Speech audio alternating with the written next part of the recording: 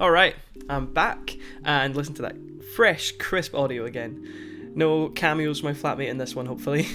So this is part 2 of my series in which I'm going to take a look at Alien and discuss the ways in which it challenges the concept of male gaze as defined by film theorist Laura Mulvey in her article Visual Pleasure and Narrative Cinema. God, that's a mouthful. If you missed the first video, then I highly recommend going back and checking that one out before you come back to this one, just so you have some vital context that you might need to understand some of the stuff that I'm talking about here and the framework through which, the lens through which I'm going to be looking at this topic today.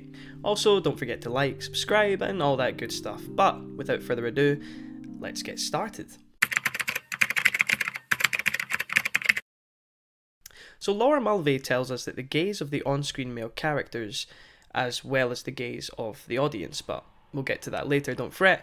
It serves to objectify women as an item to be controlled, dominated, and serve to provide them visual pleasure.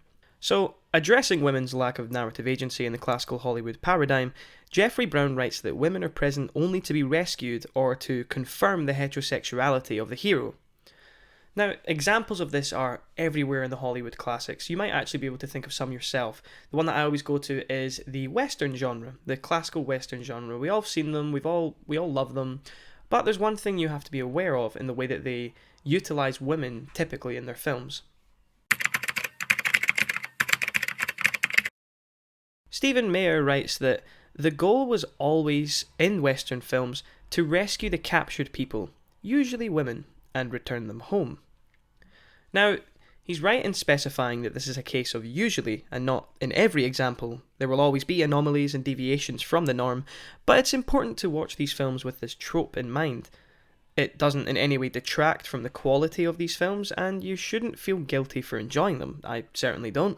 But it's important to understand why women might have felt underrepresented or even underappreciated by their use as a MacGuffin device, rather than a narrative leader capable of possessing agency. And this is something that Scott and O'Bannon were maybe aware of, at least I like to think that they were, because when casting for the crew to the Nostromo ship, an effort was made by the pair to select their actors for roles which were to be gender neutral, meaning that the protagonist Ripley could well have been portrayed by a man or a woman. You can tell that this is the case because we're only given the surnames of the characters in the film, which doesn't suggest to us any sex attributed to those names. The sequels would go on to celebrate motherhood and would focus more on Ripley's sex as a result and her biological capabilities.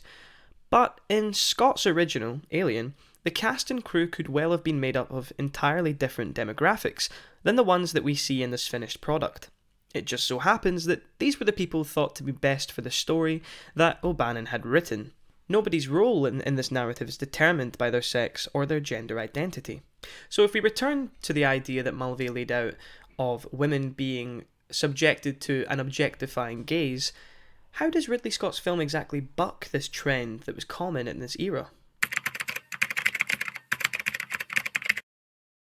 Well, for one, the presentation of the two female characters on board certainly does this. The two characters are dressed the same as their male counterparts. They're in these gender-neutral blue-collar outfits, and there's no attempt to sexualise the female characters.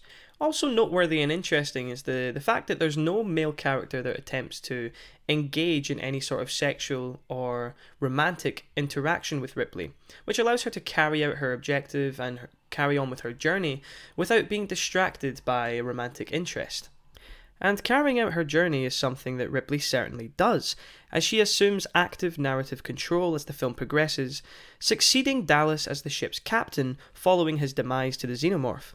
In fact, let's talk about Dallas for a minute, because he's a very interesting character. Dallas acts as a carrier of the diegetic gaze at the start of the film, but only temporarily. The fact that upon the crew's awakening, Dallas is the only member given access to the ship's central computer, Mother, supports this idea. Hotch details as much, telling us that Dallas in the first act is in control of the narrative due to his position as captain, respected by his crew and capable of articulating the way in which the camera itself travels and to which part of the stage it places its focus, which is a key privilege owned by male characters according to Mulvey and her theory. But Dallas is a poor leader.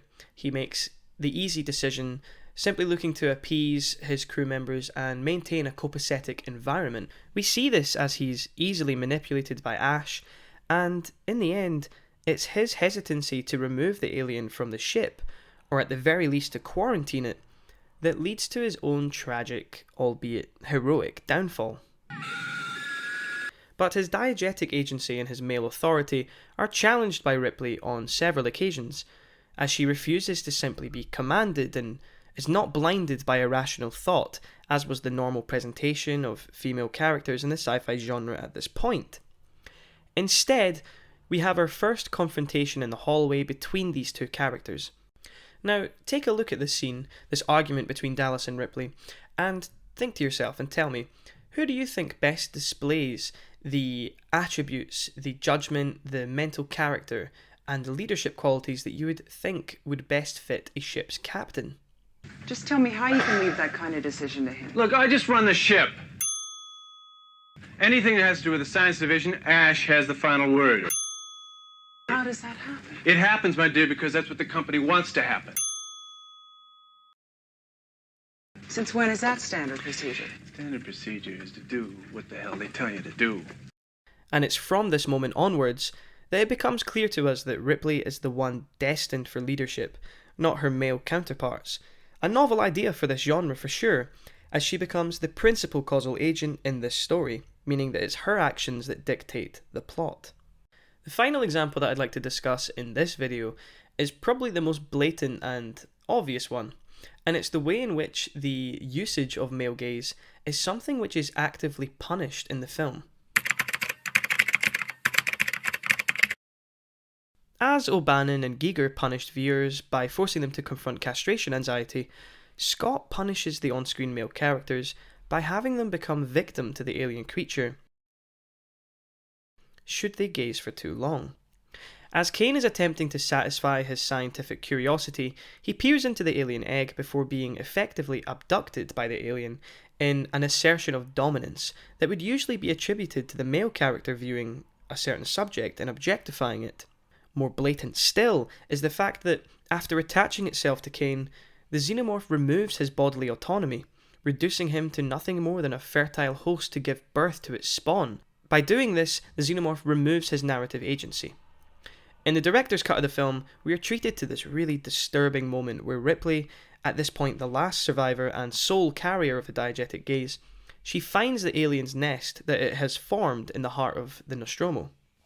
The idea that male characters are forced to endure and suffer the process of childbirth is further exemplified by the revelation that Brett and Dallas, just like Kane before them, have had their autonomy ripped away from them as they slowly morph into the xenomorph eggs that we saw on the crashed ship earlier. And to think, all of this could have been avoided if Kane hadn't had the urge to fuck with Mother Nature and practice his gaze on those baby ovens earlier.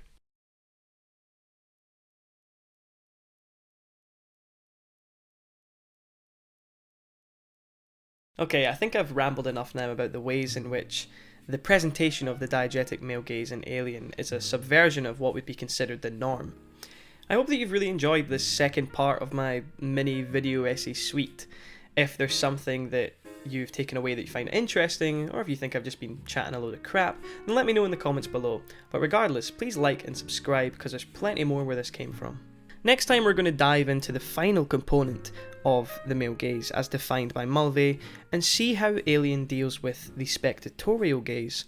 The research so far has been quite fascinating, so please stick around and join me for that. Thanks guys, and I'll see you next time.